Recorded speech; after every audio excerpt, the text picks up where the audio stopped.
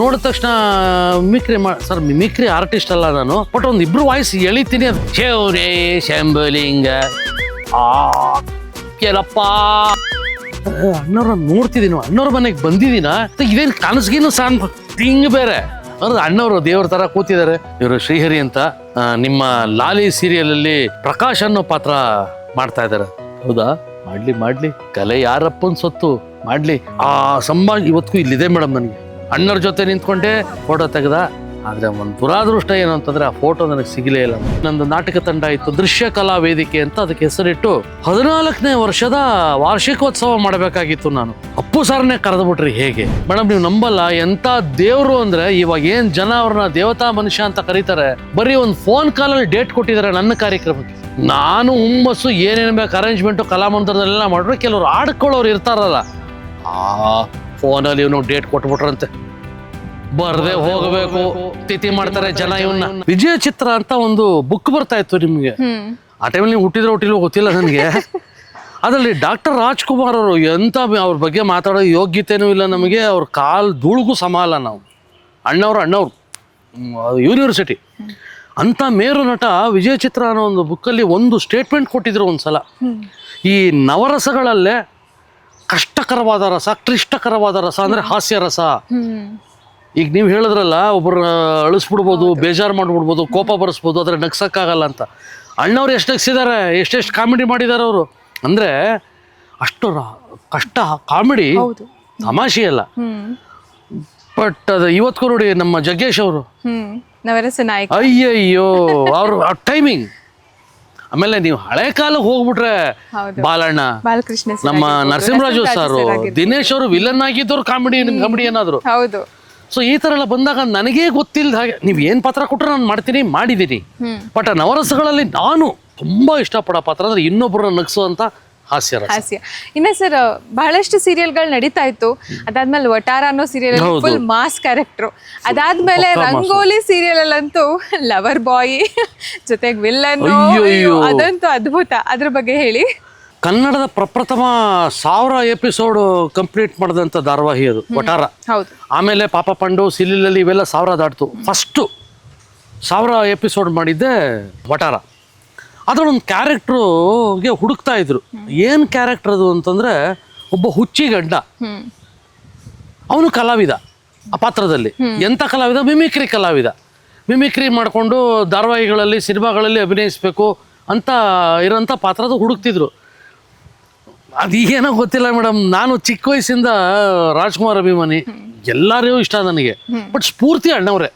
ಒಂದು ಸಿನಿಮಾ ನೋಡೋದು, ಅಣ್ಣವ್ರ ಸಿನಿಮಾ ನೋಡೋದು, ಮನೆಗೆ ಬಂದು ಅವರು ಕಣ್ಣು ಹೇಗೆ ಮಾಡ್ತಾರೆ, ಮೂಗು ಹೇಗೆ ಮಾಡ್ತಾರೆ, ಯಾವ ಸಂಭಾಷಣೆ ಹೇಗೆ ಮಾತಾಡ್ತಾರೆ, ಯಾವ ಸಂಭಾಷಣೆಗೆ ಎಲ್ಲಿ ಪಾಸ್ ಕೊಡ್ತಾರೆ, ಪ್ರಾಕ್ಟೀಸ್ ನಮಗೆ ಗೊತ್ತಿಲ್ಲಂಗೆ. ನಮ್ಮ ಅಪ್ಪನ ಕೈಯಲ್ಲಿ ಬಯಸ್ಕೊಂಡು ಓದು ಅಂತಂದರೆ ಡೈಲಾಗ್ ಹೇಳ್ತಾ ಇದೆಯಾ ಅಂತ ಹೊಡೆಯೋರು ನಮ್ಮಪ್ಪ. ಹೊಡೆಸ್ಬಿಟ್ಟು ಹಿಂಗೆ ಅನ್ಬಿಟ್ಟು ಆಮೇಲೆ ಏನೋ ಈ ಥರ ಪ್ರಾಕ್ಟೀಸ್ಗಳು ಮಾಡ್ತಾ ನನಗೆ ಗೊತ್ತಿಲ್ಲದಾಗೆ ನನಗೆ ಧೀರೇಂದ್ರ ಗೋಪಾಲ್ ಅವರು ಭಾಳ ಇಷ್ಟ. ಬಾಲಣ್ಣ ಇವರೆಲ್ಲ ಕೆಲವರು ಧ್ವನಿನ ನನಗೆ ನಾನೇ ಸುಮ್ಮನೆ ಕನ್ನಡಿ ಮುಂದೆ ನಿಂತ್ಕೊಂಡು ಅನುಕರಿಸುವೆ. ಆ ಧ್ವನಿ ಬರೋದು ಶೇವ್ರೇ ಶಂಬಲಿಂಗ, ಇದು ಧೀರೇಂದ್ರ ಗೋಪಾಲ್ ಅವರು. ಕೆಲಪ್ಪ, ಇದು ಬಾಲಣ್ಣ. ಸೊ ಇದು ನಾನು ಮಾಡ್ತಿದ್ದೆ ಹಿಂಗೆ ಸುಮ್ಮನೆ ಸ್ಟೇಜಲ್ಲೆಲ್ಲ ಹಂಗಂಗೆ ನಾಟಕಗಳು ಮಾಡುವ ಮಧ್ಯೆ ಇದನ್ನು ಮಾಡುವೆ. ಇದು ನಮ್ಮ ಮೈಸೂರಲ್ಲಿ ಬಾಲು ಅಂತ ಅವರು ಧಾರಾವಾಹಿ ನಟರೆ, ಶಿವರಾಂಪೇಟೆಯಲ್ಲಿ ಇದ್ದಾರೆ. ಅವರು ಅಡುಗೆ ಭಟ್ರು ಸಹ ಜೊತೆಲಿ ಧಾರಾವಾಹಿಲೂ ಮಾಡ್ತಾರೆ. ಅವ್ರಿಗೆ ನಾನು ಈ ನಾಟಕ ಮಾಡೋದು, ಮಿಮಿಕ್ರಿಗಳೆಲ್ಲ ಮಾಡೋದು ಅವ್ರಿಗೆ ಗೊತ್ತಿತ್ತು. ಅವ್ರು ಈ ಥರ ಕ್ಯಾರೆಕ್ಟರ್ ಹುಡುಕ್ತಾ ಇದ್ದಾಗ ಅಮರ್ದೇವ್ ಅವ್ರಿಗೆ ಮೈಸೂರು ಶ್ರೀಹರಿ ಅಂತ ಒಬ್ರು ಇದ್ದಾರೆ ನನ್ನ ಸ್ನೇಹಿತರು, ಅವ್ರು ಈ ಪಾತ್ರಕ್ಕೆ ಪಕ್ಕಾ ಸೂಟ್ ಆಗ್ತಾರೆ, ಅವ್ರನ್ನ ಮಾಡಿಸಿ ಅಂತಂದರು. ಸೊ ಹಾಗಾಗಿ ನಮ್ಮ ಬಾಲುವಿಂದ ರೆಫರೆನ್ಸ್ ನಾನು ಆ ಪಾತ್ರಕ್ಕೆ ಹೋದೆ. ಅಮರ್ದೇವ್ ಅವ್ರು ನೋಡಿದ ತಕ್ಷಣ ಸರ್ ಮಿಮಿಕ್ರಿ ಆರ್ಟಿಸ್ಟ್ ಅಲ್ಲ ನಾನು, ಬಟ್ ಒಂದು ಇಬ್ರು ವಾಯ್ಸ್ ಎಳಿತೀನಿ, ಅದು ಮಾಮೂಲಿ ಯಾರ್ದು ಮಾಡ್ತೀರಾ? ಧೀರೇಂದ್ರ ಗೋಪಾಲು, ಅಣ್ಣವರು, ಬಾಲಣ್ಣ ಸುಮ್ಮನೆ ಮಾಡ್ತಿರ್ತೀನಿ, ಇಲ್ಲಿ ಒಂದು 2 ಮಾಡಿ ಅಂತಂದ್ರು. ಧೀರೇಂದ್ರ ಗೋಪಾಲ್ದು, ಅಣ್ಣವ್ರದ್ದು 2 ಮಾರು ತೋರಿಸಿ. ಆ ಬಾಡಿ ಲ್ಯಾಂಗ್ವೇಜ್ ಎಲ್ಲ ಇಷ್ಟ ಆಯ್ತು ಅವ್ರಿಗೆ. ಕ್ಯಾರೆಕ್ಟರ್ ಫಿಕ್ಸ್ ಕಂಡ್ರೆ ಡೇಟ್ ಕೊಟ್ಬಿಡಿ ಅವ್ರಿಗೆ ಅಂತ ಡೇಟ್ ಕೊಟ್ಟರು. ಅದು ನನಗೆ ಎಷ್ಟು ಹೆಸರು ತಂದು ಕೊಡ್ತು ಅಂತಂದರೆ, ಆ ಧಾರಾವಾಹಿಲಿ ನನ್ನ ಹೆಸರು ಬೋರ್ಲಿಂಗು ಅಂತ, ಒರಿಜಿನಲ್ ಹೆಸರು ಮಹಾಲಿಂಗು ಅಂತ. ಇವಳು ಹುಚ್ಚಿ ಗಂಡ್ಲ ನಾನು, ಅವಳೊಂದ್ಸಲ ಬೋರ್ಲಿಂಗು ಅಂತ ಕರೆಯೋಳು, ಒಂದ್ಸಲ ಮಹಾಲಿಂಗು ಅಂತ ಕರೆಯೋರು. ಬೋರ್ಲಿಂಗು ಅಲ್ಲ ಮಹಾಲಿಂಗು ಬನ್ನಿ ಇಲ್ಲಿ ಅಂತಾರು. ಅದು ಜನಗಳಲ್ಲಿ ಫೇಮಸ್ ಆಗ್ಬಿಡ್ತು. ನಾನು ಸೀರಿಯಲ್ ಶೂಟಿಂಗ್ ಮುಗಿಸ್ಕೊಂಡು ಎಲ್ಲಾದರೂ ಹೊರಗಡೆ ಹೋದರೆ ಬರ್ಲಿಂಗೋ ಅಲ್ಲಲ್ಲ ಮಹಾಲಿಂಗೋ ಬನ್ನಿಲಿ ಅನ್ನೋರು. ಅದು ಯಾಕಂದರೆ ವಟಾರ ಕರೆಕ್ಟಾಗಿ ಜನಗಳೆಲ್ಲ ಊಟ ಮಾಡೋಕ್ಕೆ ಕೂತ್ಕೊಳ್ಳೋ ಸಮಯದಲ್ಲಿ ಬರ್ತಾ ಇದ್ದಿದ್ದು ಭಾಳ ಫೇಮಸ್ ಆಯಿತು. ವಟಾರದಲ್ಲಿ ಅಷ್ಟು ಫೇಮಸ್ ಆಯಿತು, ನನ್ನ ಜೀವನದಲ್ಲಿ ಬಯಸದೇ ಬಂದ ಭಾಗ್ಯ ಅಂತ ಒಂದು ಮೇಡಮ್, ಅದು ಅಣ್ಣವ್ರ ಕಂಪ್ನಿಲಿ ಅಭಿನಯ ಮಾಡಿದ್ದು. ರವೀಂದ್ರ ಕಲಾಕ್ಷೇತ್ರದಲ್ಲಿ ಬಣ್ಣದ ಕಾರಂಜಿ ಅಂತ ನಮ್ಮ KTVA ಕರ್ನಾಟಕ ಟೆಲಿವಿಷನ್ ಅಸೋಸಿಯೇಷನ್ ಅವರು ಒಂದು ಕಾರ್ಯಕ್ರಮ ಮಾಡಿದ್ರು. ನಾನು ಅರ್ಧ ಗಂಟೆ ಒಂದು ನಾನ್ ಸ್ಟಾಪ್ ಕಾಮಿಡಿ ಮಾಡ್ತೀನಿ ವೈಯಕ್ತಿಕವಾಗಿ. ಅಂದರೆ ಎಲ್ಲರೂ ಮಾತಲ್ಲಿ ಲಗಿಸ್ತಾರೆ, ನಾನು ಡ್ಯಾನ್ಸಲ್ಲಿ ಲಗಿಸ್ತೀನಿ, ನೃತ್ಯದಲ್ಲಿ ಲಗಿಸ್ತೀನಿ ನಾನು. ಅದು ಆ ಕಾರ್ಯಕ್ರಮ KTVA ಫಂಕ್ಷನಲ್ಲಿ ನನಗೆ ಅವಕಾಶ ಕೊಟ್ಟಿದ್ರು ಅರ್ಧ ಗಂಟೆಗೆ. ಆ ಭಗವಂತನ ಆಶೀರ್ವಾದ ಎಂಥ ಅದೃಷ್ಟ ಸಿಕ್ತು ನನಗೆ ಅಂತಂದರೆ, ನಾನು ಸ್ಟೇಜಿಗೆ ಬಂದು ನನ್ನ ಕಾರ್ಯಕ್ರಮ ಶುರು ಮಾಡೋಕ್ಕೂ ರಾಘವೇಂದ್ರ ರಾಜ್ಕುಮಾರ್, ಪುನೀತ್ ರಾಜ್ಕುಮಾರ್ ಅವ್ರು ಬಂದು ಸೀಟಲ್ಲಿ ಕೂತ್ಕೊಳ್ಳೋಕ್ಕೂ ಸರಿ ಹೋಯ್ತು. ಅವ್ರ ಎದ್ರಿಗೆ ಅವ್ರು ಬಂದು ಕೂತರು ನನ್ನ ಕಾರ್ಯಕ್ರಮ ಶುರು. ಅರ್ಧ ಗಂಟೆ ರಾಘಣ್ಣ ಅಪ್ಪು ಅಂತೂ ಬಿದ್ದು ನಕ್ಬಿಟ್ರು ನನ್ನ ಕಾರ್ಯಕ್ರಮ ನೋಡಿ. ನನ್ನ ಕಾರ್ಯಕ್ರಮ ಮುಗೀತು ಮೇಡಮ್, ನೀವು ನಂಬಲ್ಲ. ರಾಘಣ್ಣ ವೇದಿಕೆ ಎತ್ಕೊಂಡ್ಬಂದ್ರು, ರಾಘವೇಂದ್ರ ರಾಜ್ಕುಮಾರ್ ವೇದಿಕೆ ಎತ್ಕೊಂಡ್ಬಂದು ಮೈಕ್ ಹಿಡ್ಕೊಂಡು ಎಂಥ ಅದ್ಭುತವಾದಂತಾಗಿ ನಗಿಸಿದ್ದಾರೆ ನಮ್ಮ ಈ ಕಲಾವಿದರು. ನನ್ನ ಹೆಸರು ಗೊತ್ತಿರಲಿಲ್ಲ ಅವ್ರಿಗಾಗ, ಮೈಸೂರು ಶ್ರೀಹರಿ ಅಂತ ನಗಿಸಿದ್ದಾರೆ ಕಲಾವಿದರು. ನಾವೊಂದು ಧಾರಾವಾಹಿ ಮಾಡ್ತಾ ಇದ್ದೀವಿ, ಲಾಲಿ ಅಂತ ETVಗೆ.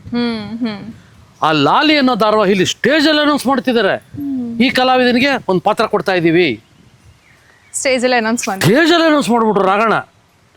ನನಗೇ ಖುಷಿ. ಆದರೆ ಅದಕ್ಕೆ ಮೂಲ ಯಾರು? ಅಲ್ಲಿ ನನ್ನ ಡ್ಯಾನ್ಸ್ ಮಾಡೋಕ್ಕೆ, ಅಲ್ಲಿ ನನ್ನ ಕಾರ್ಯಕ್ರಮ ಮಾಡೋಕ್ಕೆ ಮೂಲ ಭಂಡಾರಿ ಸರ್ KTV ಅವ್ರಿಗೆ, ರವಿಕಿರಣ್ ಅವ್ರಿಗೆ ಹೇಳಿ, ಶ್ರೇಯ ಒಂದು ಪ್ರೋಗ್ರಾಮ್ ಮಾಡಿಸ್ರಿ ಅಂತ ಹೇಳಿ, ರವಿಕಿರಣ್ ಅವರು ಭಂಡಾರಿ ಸರ್ ಭಾಳ ಕ್ಲೋಸು, ಚೆನ್ನಾಗಿದ್ರು ಸ್ನೇಹಿತರು. ಅವರು ಕಾರ್ಯಕ್ರಮ ಚೆನ್ನಾಗಿ ಮಾಡಿಸೋಣ ಅಂತ ಅರ್ಧ ಗಂಟೆ ನನಗೆ ಟೈಮ್ ಕೊಟ್ಟು ಮಾಡಿದಾಗ ನನಗೆ ಅಲ್ಲಿ ಅದಕ್ಕೆ ಪ್ರತಿಫಲ ರಾಘಣ್ಣ ಸ್ಟೇಜಲ್ಲಿ ಅನೌನ್ಸ್ ಮಾಡಿದ್ರು. ಮೇಡಮ್, ರಾಘಣ್ಣ ಅನೌನ್ಸ್ ಮಾಡಿ 15 ದಿವಸಕ್ಕೆ ಫೋನ್ ಬಂತು ಮೇಡಮ್, ವಜ್ರೇಶ್ವರಿ ಆಫೀಸಿಗೆ ಬನ್ನಿ ಅಂತ. ಇದು ಲಾಲಿ ಅಂತ ರಾಘವೇಂದ್ರ ರಾಜ್ಕುಮಾರ್, ಪುನೀತ್ ರಾಜ್ಕುಮಾರ್ ಅದಕ್ಕೆ ಪ್ರೊಡ್ಯೂಸರ್ಸ್. ಪೂರ್ಣಿಮಾ ಪ್ರೊಡಕ್ಷನ್ಸ್ ಅಡಿಯಲ್ಲಿ AG ಶೇಷಾದ್ರಿ ಅವರು ಡೈರೆಕ್ಟರ್. ಆ ಪಾತ್ರದ ಹೆಸರು ನನಗೆ ಜ್ಞಾಪಕ ಇದೆ. 2ನೇ ನಾಯಕ ನಟ ನಾನು, ಪ್ರಕಾಶ್ ಅಂತ. ಅದ್ಭುತವಾದಂಥ ಪಾತ್ರ. ಅದು ಅಣ್ಣವ್ರ ಕಂಪ್ನಿ. ನಾವು ಚಿಕ್ಕ ವಯಸ್ಸಿಂದ ಅಣ್ಣವ್ರು ನೋಡಿದ್ದು, ಅವ್ರನ್ನ ಮುಟ್ಟಬೇಕು ಅಂತ ಒಂದು ಆಸೆ ಇತ್ತು ನನಗೆ. ಎಲ್ಲಾದರೂ ಸಿಕ್ಕಿದ್ರೆ ಏನು ಬಿಡಪ್ಪ, ಒಂದು ಸಲ ಆ ನಮ್ಮ ದೇವರಲ್ವ ಅವರು, ಒಂದ್ಸಲ ಮುಟ್ಟಬೇಕು ಅಂತ ಆಸೆ. ಮೇಡಮ್, ನೀವು ನಂಬಲ್ಲ, ಆ ಲಾಲಿ ಸೀರಿಯಲ್ ಮುಹೂರ್ತ ಅಣ್ಣವ್ರ ಮನೇಲಿ ನನ್ನ ಸಂತೋಷ ಎಲ್ಲಿ ಹೋಗಿರ್ಬೇಕು ಯೋಚನೆ ಮಾಡಿ. ಅಣ್ಣವ್ರ ಮನೆಲ್ಲ ಮುಹೂರ್ತ, ಅಪ್ಪ ಅಣ್ಣವ್ರು ಇರ್ತಾರೆ, ಅಣ್ಣವ್ರ ಮನೆ ಒಳಗಡೆ ಹೋಗು ಯೋಗ್ಯತೆ ಇದೆಯಾ ನಮಗೆ? ಏನೇನೋ ಕಲ್ಪನೆಗಳು. ರಾತ್ರಿ ಎಲ್ಲ ನಿದ್ದೆ ಇಲ್ಲ. ಬೆಳಗ್ಗೆ ಮೇಡಮ್, ಅಣ್ಣವ್ರ ಮನೆ ಸದಾಶಿವ ನಗರದಲ್ಲಿ ಹಳೆ ಮನೆ. ಆವಾಗ ಮೇಡಮ್ ಗೇಟ್ ಒಳಗಡೆ ಕಾಲಿಡ್ತಾ ಇದ್ದೀನಿ, ಕೂದೆಲ್ಲ ನಿಂತ್ಕೋತಾ ಇದೆ ನನಗೆ. ಮೇಡಮ್ ಹಿಂಗೆ ನೋಡ್ತೀನಿ, ಬಿಳಿ ಶರ್ಟು ಬಿಳಿ ಪಂಚೆ ಹಾಕೊಂಡು ಚೇರಲ್ಲಿ ಅಣ್ಣವ್ರು ಅಚ್ಚುಕಟ್ಟಾಗಿ ಕೂತಿದ್ದಾರೆ. ನನಗೆ ಒಂದು ಸಂತೋಷ ಅಲ್ಲ ಮೇಡಮ್, ಕಣ್ಣಲ್ಲಿ ನೀರು. ದೇವರು ಮುಂದೆ ಅಯ್ಯಪ್ಪ, ನನಗೆ ಒಂದು ಕ್ಷಣ ಅಣ್ಣವ್ರ ನೋಡ್ತಿದ್ದೀನಿ, ಅಣ್ಣವ್ರ ಮನೆಗೆ ಬಂದಿದ್ದೀನ, ಇದೇನು ಕನಸಿಗೇನು ಹಿಂಗೆ ಬೇರೆ. ಅಂದ್ರೆ ಅಣ್ಣವರು ದೇವ್ರ ಥರ ಕೂತಿದ್ದಾರೆ, ಯಾರ್ಯಾರೋ ಕಾಲಿಗೆ ಬೀಳ್ತಿದ್ದಾರೆ. ಇವರು ಅಣ್ಣವರು, ಅವ್ರ ಸಂಸ್ಕಾರ ನೋಡಿ, ಅಣ್ಣವ್ರಿಗಿಂತ ದೊಡ್ಡವರು, ಅವ್ರ ವಯಸ್ಸಲ್ಲಿ ಅಣ್ಣವ್ರಿಗಿಂತ ಯಾರು ವಯಸ್ಸಲ್ಲಿ ದೊಡ್ಡವರಾಗಿರ್ತಾರೆ, ಅವ್ರೇನಾದರೂ ಅವ್ರಿಗೆ ಗೊತ್ತಿಲ್ಲ ಕಾಲಿಗೆ ಬೀಳಿ ಬಂದ್ಬಿಟ್ರೆ ರಪ್ಪ ಅಂತ ಎದ್ದಿವ್ರು ವಾಪಸ್ ಬಿದ್ದುಬಿಡ್ತಾರೆ ಅಣ್ಣವರು. ಅದು ಸಂಸ್ಕಾರ. ಆ ಪುಣ್ಯಾತ್ಮ ಅವ್ರ ಹೆಸರನ್ನ ಹೇಳೋದಲ್ಲ, ದೇವರು ಅಂದರೆ ದೇವರೇ. ಸೊ ನೋಡ್ತಾ ಇದ್ದೀನಿ, ಅಣ್ಣವ್ರು ಹಿಂಗೆ ಕೂತಿದ್ರು. ಸರಿ, ಇಲ್ಲ ಮುಹೂರ್ತ ಎಲ್ಲ ನಡೀತಾ ಇದೆ, ತಿಂಡಿ ಉಪ್ಪಿಟ್ಟು ಕಾಫಿ ಎಲ್ಲ ತಿಂಡಿ ಆಯಿತು.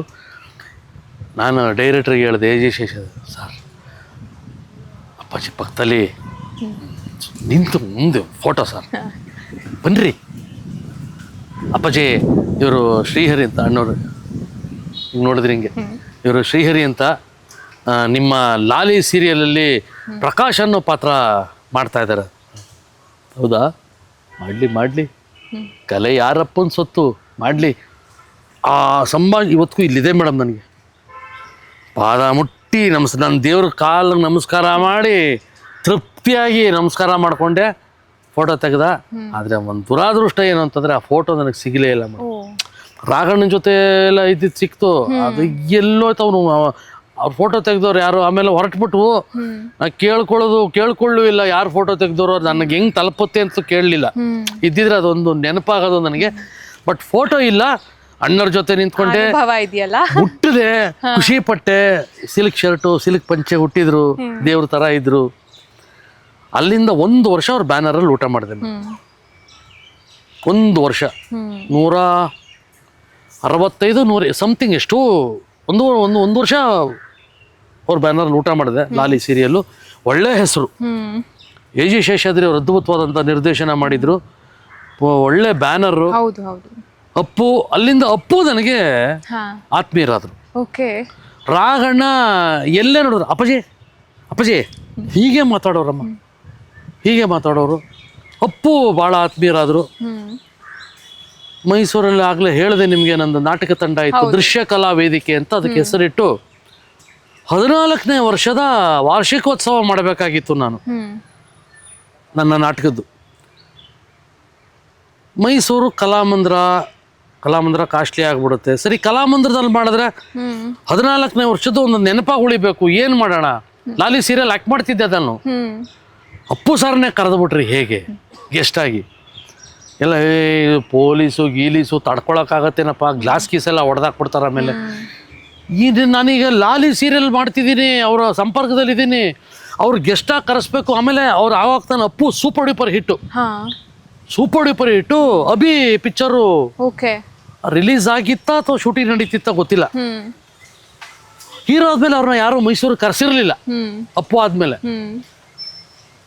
ಮೇಡಮ್ ನೀವು ನಂಬಲ್ಲ, ಎಂತ ದೇವ್ರು ಅಂದ್ರೆ ಇವಾಗ ಏನ್ ಜನ ಅವ್ರನ್ನ ದೇವತಾ ಮನುಷ್ಯ ಅಂತ ಕರೀತಾರೆ, ನಮ್ಮ ಅಪ್ಪು ಸರ್ನ ವೆರಿ ಡೌನ್ ಟು ಅರ್ತ್. ನೀವು ನಂಬಲ್ಲ, ಲಾಲಿ ಸೀರಿಯಲ್ ಆಕ್ಟ್ ಮಾಡ್ತಿದ್ದೀನಿ ಅಂತಲ್ಲ, ಬರೀ ಒಂದು ಫೋನ್ ಕಾಲಲ್ಲಿ ಡೇಟ್ ಕೊಟ್ಟಿದ್ದಾರೆ ನನ್ನ ಕಾರ್ಯಕ್ರಮಕ್ಕೆ. ಪರ್ಸ್ನಲ್ ನಂಬರ್ ಕೊಟ್ಟಿದ್ರು ನನಗೆ, ಯಾವಾಗ ಬೇಕಿದ್ರು ಫೋನ್ ಮಾಡಿ ಅಂತ. ಬಟ್ ಯಾವಾಗಲೂ ನಾನು ಮಾಡ್ತಿರ್ಲಿಲ್ಲ. ಎಮರ್ಜೆನ್ಸಿ ಏನಾದರೂ ವಿಷಯ ಇದ್ರೆ ಮಾತ್ರ ಮಾಡ್ತಿದ್ದೆ. ಒಂದ್ಸಲ ಫೋನ್ ಮಾಡಿದೆ, ತಗೊಂಡ್ರು. ಹೇಳಿ ಶ್ರೀಹರಿ ಅಂದರು. ಅಪ್ಪು ಸರ್, ನನ್ನ ನಾಟಕ ತಂಡದ 14ನೇ ವರ್ಷದ ವಾರ್ಷಿಕೋತ್ಸವ ಕಾರ್ಯಕ್ರಮ, ಅದರಲ್ಲಿ ಗೆಸ್ಟಾಗಿ ನೀವು ಬರಬೇಕು, ನಿಮಗೊಂದು ಪುಟ್ಟ ಸನ್ಮಾನ, ಟೈಟ್ಲು ಅಪ್ಪುವಿನೊಂದಿಗೆ ಒಂದು ಸಂಜೆ ಅಂತ. ಹೇಗಿದೆ ಸರ್ ದಯವಿಟ್ಟು? ಹೌದಾ, ಯಾವತ್ತು ಮಾಡ್ತಿದ್ದೀರಿ ಸರ್? ನಿಮ್ಮ ಡೇಟ್ ಹೇಳಿ ಸರ್. 31, 1, 2 3ರಲ್ಲಿ ನೀವು ಯಾವ ಡೇಟ್ ಕೊಟ್ಟರು ಓಕೆ ಸರ್. ಜೂನ್ 1 ಮೇಡಮ್, 2003 ಬರ್ತೀರಿ ಅಂದ್ರೆ. ಇಷ್ಟೇ ಮೇಡಮ್ ಫೋನಲ್ಲಿ ಅಂದಿದ್ದು. ನಾನು ಹುಮ್ಮಸ್ಸು ಏನೇನು ಬೇಕು ಅರೇಂಜ್ಮೆಂಟು ಕಲಾಮಂದಿರದಲ್ಲೆಲ್ಲ ಮಾಡ್ರೆ, ಕೆಲವರು ಆಡ್ಕೊಳ್ಳೋರು ಇರ್ತಾರಲ್ಲ, ಫೋನಲ್ಲಿ ಇವನು ಡೇಟ್ ಕೊಟ್ಬಿಟ್ರಂತೆ, ಬರದೆ ಹೋಗಬೇಕು, ತಿಥಿ ಮಾಡ್ತಾರೆ ಜನ ಇವನ್ನ. ಅವ್ರಿಗೆ ಗೊತ್ತಿಲ್ಲ. ಒಂದು ಕಡೆ ಮಕ್ಕಳ ಇವ್ರು ಹಿಂಗಂತಾರಲ್ಲಪ್ಪ, ಅಪ್ಪು ಸರ್ ಫೋನಲ್ಲಿ ಅಂದ್ಬಿಟ್ರು, ಏನಾದರೂ ಬ್ಯುಸಿಲಿ ಮಾರ್ತುಬಿಟ್ರೆ. ಇನ್ವಿಟೇಷನ್ ಎಲ್ಲ ತಗೊಂಡೋಗಿ ಕೊಟ್ಟಿದ್ದೀನಿ, ಆದ್ರೂ ಮೇಡಮ್ ಅಪ್ಪು ಸರ್ ಎಲ್ಲಿ, ನಾವೆಲ್ಲಿ, ಅವ್ರು ಬ್ಯುಸಿ ಅಲ್ವಾ. ಇವ್ರು ಬೇರೆ ಹಿಂಗೆ ತಲೆ ಕೆಡಿಸ್ಬಿಟ್ರೆ ನನಗೊಂದಿದ್ದು. ಯಾಕೆಂದ್ರೆ ಅವರು ಫ್ಯಾಮಿಲಿ, ಅವ್ರ ಸಂಸ್ಕಾರದ ಬಗ್ಗೆ ಗೊತ್ತಿತ್ತು ನನಗೆ. ಮಾತು ಅಂದರೆ ಮಾತು ಮೇಡಮ್, ನೀವು ನಂಬಲ್ಲ, ಜನ ತುಂಬ ಹೋಗಿದ್ದಾರೆ ಕಲಾಮಂದಿರದಲ್ಲಿ. ಆಮೇಲೆ ಅವ್ರು ಎಂಥ ಸ್ವಭಾವ. ನಾನೊಂದು ಮಾತು ಕೇಳಿದೆ, ಅಪ್ಪು ಸರ್ ನೀವು ಬೆಂಗಳೂರಿಂದ ಬರೋಕ್ಕೆ ವಾಪಸ್ ಹೋಗೋಕ್ಕೆ ಒಂದು ಕಾರು, ಆಮೇಲೆ ನೀವು ಎಲ್ಲಿ ಉಳ್ಕೊಳ್ತೀರಾ ಅದು ರೂಮ್ ಯಾವುದು ಅಂತ ನೀವು ಹೇಳಿ ಸರ್, ಅಲ್ಲ ಅರೇಂಜ್ ಮಾಡ್ತೀನಿ ಅಂತಂದರೆ ಪುಣ್ಯಾತ್ಮ ಏನನ್ಬೇಕು, ಹರಿ ಪ್ರೋಗ್ರಾಮ್ ಮಾಡೋದು ಮಾತ್ರ ನೀವು ನೋಡಿ, ಮಿಕ್ಕಿದ್ರ ಬಗ್ಗೆ ತಲೆ ಕೆಡಿಸ್ಕೋಬೇಡಿ, ನಾ ಬರ್ತೀನಿ. ಇಷ್ಟೇ ಮೇಡಮ್ ಬಂದಿದ್ದು. ಅವ್ರ ಪಾಡ್ಗೆ ಅವ್ರು ಕಾರಲ್ಲಿ ಬಂದರು, ಕಿಂಗ್ಸ್ ಕೋರ್ಟ್ ಹೋಟೆಲ್ ಇದ್ರು. ನನಗೆ ಅವ್ರ PA ಇಂದ ಫೋನ್ ಬಂತು, ಅಪ್ಪು ಸರ್ ಬಂದಿದ್ದಾರೆ ಅಂತ. ಆವಾಗ ಧೈರ್ಯ, ಬರ್ತಾರೆ ಅಂತ ಗೊತ್ತಿತ್ತು. ಬಟ್ ಕಡೆ ಭಯ, ಪೊಲೀಸರೆಲ್ಲ ಬಂದ್ಬಿಟ್ಟಿದ್ದಾರೆ, ಕಲಾಮಂದಿರ ತುಂಬ ಬಿಟ್ಟಿದ್ದಾರೆ ಜನ. ಕರೆಕ್ಟಾಗಿ ಸರ್ ಅಲ್ಲಿ ಹೊರಡೋಕ್ಕೆ 15 ನಿಮಿಷ ಮುಂಚೆ ಫೋನ್ ಮಾಡ್ತೀವಿ ಅಂತಂದ್ರು. ಫೋನ್ ಮಾಡಿದ್ರು, ಪೊಲೀಸವರೆಲ್ಲ ಈಚೆ ಬಂದರು. ಕರೆಕ್ಟಾಗಿ ಮೇಡಮ್ 6 ಗಂಟೆ 5 ನಿಮಿಷ ಕಲಾಮಂದಿರದ ಗೇಟ್ ಹತ್ರ ಬಂದು ಸ್ಟೇಜಿಗೆ ಬಂದರು. ಜನ ಖುಷಿಪಟ್ಟರು, ಅವರು ಖುಷಿಪಟ್ಟರು, ಅಪ್ಪು ಸಾರು ಖುಷಿಪಟ್ಟರು. ಸ್ಟೇಜಲ್ಲಿ ಅನೌನ್ಸ್ ಮಾಡಿದ್ರು, ಇವ್ರು ನನ್ನ ಫ್ರೆಂಡ್, ನಮ್ಮ ಲಾಲಿ ಸೀರಿಯಲಲ್ಲಿ ಆ್ಯಕ್ಟ್ ಮಾಡ್ತಾ ಇದ್ದಾರೆ, ಇವ್ರು ಕರೆದ್ರು ನೋಡಿ ಅದ್ಭುತವಾದ ಕಾರ್ಯಕ್ರಮ ಮಾಡಿದ್ದಾರೆ ಅಂತ. ಜನಗಳ ಜೊತೆ ಅರ್ಧ ಗಂಟೆ ಇದ್ರು. 10 ನಿಮಿಷ ಇರ್ಬೋದಾ ಅಂತ ಕೇಳಿದವ್ರು ಅರ್ಧ ಗಂಟೆ ಇದ್ರು. ಇದ್ದು ಖುಷಿ ಪಡಿಸ್ಬಿಟ್ಟು ಆಮೇಲೆ ಅವ್ರು ಹೊರಟರು ಮೇಡಮ್. ಆಮೇಲೆ ನಮ್ಮ ಕಾರ್ಯಕ್ರಮ ಮುಂದುವರಿತು. ಇದು ನನ್ನ ಜೀವನದಲ್ಲಿ ತುಂಬ ಮುಖ್ಯವಾದ ಘಟ್ಟ. ಯಾವುದೋ ಒಂದು ಅಣ್ಣವ್ರ ಬ್ಯಾನರಲ್ಲಿ ಆ್ಯಕ್ಟ್ ಮಾಡಿದ್ದು, ಅಣ್ಣವ್ರನ್ನ ಕಣ್ಣಿಂದ ನೋಡಿದ್ದು, ಅವ್ರ ಬ್ಯಾನರಲ್ಲಿ 1 ವರ್ಷ ಊಟ ಮಾಡಿದ್ದು. ಆಮೇಲೆ ಲಾಲಿಲ್ ಮಾಡ್ತಾ ಇದ್ದ ಹಾಗೆ ಮುಕ್ತ, ಮಿಂಚು, ಹಾಗೆ ರಂಗೋಲಿ. ಅಪ್ಪ ಮೇಡಮ್, ನೀವು ನಂಬಲ್ಲ, ಸರಸ್ವತಿ ತಾಯಿ ಆಶೀರ್ವಾದ ಹೇಗಿತ್ತು ಅಂತಂದರೆ ಮೇಡಮ್, ನಾನೊಬ್ಬ ಈಗಲೂ ನಾನು ಪುಟ್ಟ ಕಲಾವಿದಾನೆ ಮೇಡಮ್. ನಾನು ಇನ್ನೂ ಈ ಫೀಲ್ಡಲ್ಲಿ ಅಷ್ಟೇ ಕಲ್ತಿರೋದು. ಇನ್ನೂ ಇದು ಸಾಗರ. ಹೌದು, ನಾನು ಇನ್ನೂ ಅಷ್ಟೇ ಕಲ್ತಿರೋದು. ಆನೂ ನೆಟ್ಟಗೆ ಬರೆಯೋಕ್ಕೆ ಬರಲ್ಲ ನನಗೆ. ಅಂಥ ಕಲಾವಿದ ನಾನು ಮೇಡಮ್. ರಂಗೋಲಿ ಸೀರಿಯಲ್ ಆ ಪಾತ್ರ ಅದು ನನ್ನ ಕೈಲಿ ಸರಸ್ವತಿ ತಾಯಿ ಹೆಂಗೆ ಮಾಡಿಸಿದ್ರು. ರೋಡಲ್ಲಿ ತಿರ್ಗಾಡಕ್ಕೆ ಆಗ್ತಿರ್ಲಿಲ್ಲಮ್ಮ. ಸೂಪರ್ ಸ್ಟಾರ್ ನಾನು. ಆಟೋ ರಾಜೇಶ್ ಅಂದ್ಬಿಟ್ರೆ ಮೇಡಮ್, ನಾನು ಸರಸ್ವತಿಪುರಮಲ್ಲಿ ಇದ್ದಿದ್ದು. ಗೇಟಿಂದ ಈಚೆ ಬರೋಕೆ ಆಗ್ತಾ ಇರಲಿಲ್ಲ. ಉದಯ ಟಿವಿ, ಈ ಟಿವಿ ಎರಡೇ ಇದ್ದಿದ್ದು ಅವಾಗ. ಇನ್ನೊಂದು ಕಾವೇರಿ ಅನ್ನೋದು ಬೇರೆ, ಸುವರ್ಣ ಇರಲಿಲ್ಲ ಅನ್ಸುತ್ತೆ. ಇಲ್ಲ, ಸುವರ್ಣ ಇನ್ನೂ ಬಂದಿರಲಿಲ್ಲ. 2000 ನಾನು ಮಾತಾಡ್ತಾ ಇರೋದು ಯಾವಾಗ ಅಂತಂದ್ರೆ 2004, 2005 ಅವಾಗ ಸುವರ್ಣ ಇಲ್ಲ ಅಲ್ಲ, ಉದಯ ಟಿವಿ ಮತ್ತೆ ಈ ಟಿವಿ ಕಲರ್ಸು ಆಗಿರ್ಲಿಲ್ಲ. ಅದು ಈ ಟಿವಿನೇ ಆಗಿದ್ದು. ಅದೇ ಲಾಲಿ ಎಲ್ಲ ಅಲ್ಲೇ ಬಂದಿದ್ದು. ಕರೆಕ್ಟ್, ಎರಡೇ ಮೇಡಮ್. ರಂಗೋಲಿ ಪೀಕು, ನಾನು ಸ್ಟಾರ್ ಆವಾಗ. ಬಟ್ ಆದರೆ ನಮಗೆ ಅದು ಯಾವುದು ತಲೆಗೆ ಬರಲಿಲ್ಲ. ನಾನು ಜನಗಳ ಮಧ್ಯೆ ಇರೋಕ್ಕೆ ಇಷ್ಟ. ನನಗೆ ಇವತ್ತಿಗೂ ಜನಗಳ ಮಧ್ಯೆ ಇರೋಕ್ಕೆ ಇಷ್ಟ. ನಾನು ಆರಾಮಾಗಿ ಓಡಾಡ್ತೀನಿ. ನನಗೆ ಏನೂ ಇಲ್ಲಮ್ಮ. ಯಾಕಂತಂದರೆ ನಮ್ಗೆ ಅನ್ನ ಹಾಕೋರು ಅವರು. ಅವರಿದ್ದರೆ ನಾವು ಏನೇ ಆ್ಯಕ್ಟ್ ಮಾಡ್ಬೋದು. ಮೆಚ್ಕೊಳ್ಳೋರು ಅವರು, ಹೊಗಳೋರು ಅವರು. ನಮಗೆ ಬೈಯೋಕ್ಕೆ, ಉಗಿಯೋಕ್ಕೆ, ತೆಗಳಕ್ಕೆ, ತಿದ್ದಕ್ಕೆ ಅಧಿಕಾರ ಇರೋದು ಅವ್ರಿಗೇನೆ. ಅದಕ್ಕೆ ಡಾಕ್ಟರ್ ರಾಜ್ಕುಮಾರ್ ಅವರು ಅಭಿಮಾನಿಗಳನ್ನ ದೇವರು ಹೊಂದಿದ್ದು, ಅನ್ನದಾತರು ಒಂದು. ಯಾಕಂದ್ರೆ ನಮ್ಗೆ ಅನ್ನ ಹಾಕೋದು ಅವರು. ನನಗೆ ಅವ್ರ ಪ್ರೀತಿ ನೋಡ್ಬಿಟ್ಟಿದ್ದೀನಿ ಮೇಡಮ್. ಮೇಡಮ್, ಚಳ್ಳಕೆರೆ ಅಂತ ಗೊತ್ತಾ ನಿಮಗೆ? ಚಿತ್ರದುರ್ಗದ ಹತ್ರ ಒಂದು ಊರಿದೆ. ಅಲ್ಲಿ ನಾಯಕನಹಟ್ಟಿ ಜಾತ್ರೆ ನಡೆಯುತ್ತೆ. ಅಲ್ಲೊಂದು ಕಾರ್ಯಕ್ರಮಕ್ಕೆ ನನ್ನ ಗೆಸ್ಟು ಕರೆದುಬಿಟ್ಟಿದ್ದಾರೆ. ನನ್ನ ಜೊತೆಗೊಂದು ಸನ್ಮಾನ. ರಂಗೋಲಿ ಮೇಡಮ್, ನಮ್ಮೆಲ್ಲ ಬ್ಯಾನರ್ಗಳು ಹಾಕಿದ್ದಾರೆ, ಫ್ಲೆಕ್ಸ್ ಮಾಡಿ ಹಾಕಿದ್ದಾರೆ. ರಂಗೋಲಿ ಪಾತ್ರದ ಮೈಸೂರು ಶ್ರೀಹರಿ, ಆಟೋ ರಾಜೇಶ್ ಆಗಮಿಸುತ್ತಿದ್ದಾರೆ ಅಂತ ಹಾಕ್ಬಿಟ್ಟಿದ್ದಾರೆ. ಒಂದು ಸನ್ಮಾನ ನಾಯಕನಹಟ್ಟಿ ಜಾತ್ರೆಯಲ್ಲಿ. ಏನು ಮೇಡಮ್, ಯಾರು ಮೇಡಮ್, ನಾನೇನು ಸೂಪರ್ ಸ್ಟಾರ್ ಸಿನಿಮಾ ನಟ ಅಂತೂ ಅಲ್ವೇ ಅಲ್ಲ. ರಂಗೋಲಿಲಿ ಆಟೋ ರಾಜೇಶ್ ಅನ್ನೋ ಒಂದು ಪಾತ್ರ ಮಾಡಿದ್ದು. ಏನು ಜನ, ಅದರಲ್ಲಿ ಒಂದು ಮಗು ಅಂದರೆ ಸುಮಾರು ನಿಮ್ಮ ಏಜ್ ಇರ್ಬೋದು. ಆವಾಗ ಮಾತಾಡಕ್ಕೆ ಬರಲ್ಲ, ಕಿವಿ ಕೇಳಿಸಲ್ಲ, ಮೂಗಿ. ಅದನ್ನು ನನ್ನ ಪಾತ್ರ ಹೆಂಗೆ ಅರ್ಥ ಮಾಡ್ಕೊಂಡಿರ್ಬೇಕು ಮೇಡಮ್. ಹತ್ರ ಬಂದ್ಬಿಟ್ಟು ಹೇಳ್ತಾ ಇದ್ದೆ. ನಾನು ಸ್ಟೇಜಲ್ಲಿ ಕಾರ್ಯಕ್ರಮ ಮುಗಿಸ್ಕೊಂಡು ಬರ್ತಾ ಇದ್ದೀನಿ. ಅಂದರೆ ನಾನು ರಂಗೋಲಿಲಿ ಎನಿ ಟೈಮ್ ಟೈಟ್ ಆಗ್ಬಿಟ್ಟು ಗಲಾಟೆ ಮಾಡ್ತಿರ್ತೀನಲ್ಲ ಪಾತ್ರದಲ್ಲಿ. ಅದನ್ನ ಒಳಗೆ ಹೋಗ್ಬಿಟ್ಟಿದೆ. ಅದು ನಿಜವಾಗ್ಲೂ ಕುಡಿತೀನೇನೋ ಅಂತ ಅಂತ ಅಂದರೆ ಆ ಪ್ರೀತಿ. ಆಮೇಲೆ ನಾನು ಹೊರಡುವಾಗ ಮೇಡಮ್, ನೀವು ನಂಬಲ್ಲ, ಅಳುತ್ತಿದ್ದಾರೆ ಜನ. ಅಳ್ತಾ ಇದ್ದಾರೆ ಮೇಡಮ್, ನನ್ನನ್ನು ಕಳಿಸ್ಕೊಡ್ಬೇಕಲ್ಲ ಅಂತ. ಅಷ್ಟು ಪ್ರೀತಿ ಯಾರು ಕೊಡ್ತಾರೆ ಮೇಡಮ್? ನಾನೇನು ಅವ್ರ ಅಣ್ಣನ, ತಮ್ಮನ, ಬಂಧುನ, ಬಳಗನ, ನನ್ನೊಬ್ಬ ಕಲಾವಿದ, ನನ್ನ ಪ್ರತಿಭೆ. ಅಂದರೆ ಅವರು ಆ ಸರಸ್ವತಿ ತಾಯಿಗೆ ಕೊಡ್ತಾ ಇರೋ ಪ್ರೀತಿ, ಅದನ್ನು ಎಷ್ಟು ನಾನೇ ಅಂತಲ್ಲ ಮೇಡಮ್, ಯಾವ ಕಲಾವಿದೇನೂ ಸಹ ಜನಗಳ ಋಣ ತೀರ್ಸೋಕ್ಕೆ ಸಾಧ್ಯನೇ ಇಲ್ಲ. ಯಾವತ್ತಿಗೂ ಅವರೇ ಅನ್ನೋದಾತರು. ಅವರೇ ನಮಗೆ ಬೈಯೋಧಿಕಾರನೂ ನಮ್ಮ ತಿದ್ದೋರವರೇ, ತೀಡೋರವರೇ, ಆಕಾಶದಲ್ಲಿ ಕೂರ್ಸೋದು ಅವರೇ. ಯಾವತ್ತಿಗೂ ನಾವು ಇಲ್ಲೇ, ಪ್ರೇಕ್ಷಕರು ಅಲ್ಲೇ. ಮತ್ತಷ್ಟು ವಿಡಿಯೋಗಳಿಗಾಗಿ ಆಂಕರ್ ಲಿಖಿತ ಯೂಟ್ಯೂಬ್ ಚಾನೆಲ್ನ ಸಬ್ಸ್ಕ್ರೈಬ್ ಮಾಡಿ, ಲೈಕ್ ಮಾಡಿ, ಶೇರ್ ಮಾಡಿ ಹಾಗೂ ನಿಮ್ಮ ಅನಿಸಿಕೆ ಅಭಿಪ್ರಾಯಗಳನ್ನು ಕಮೆಂಟ್ ಮೂಲಕ ತಿಳಿಸಿ.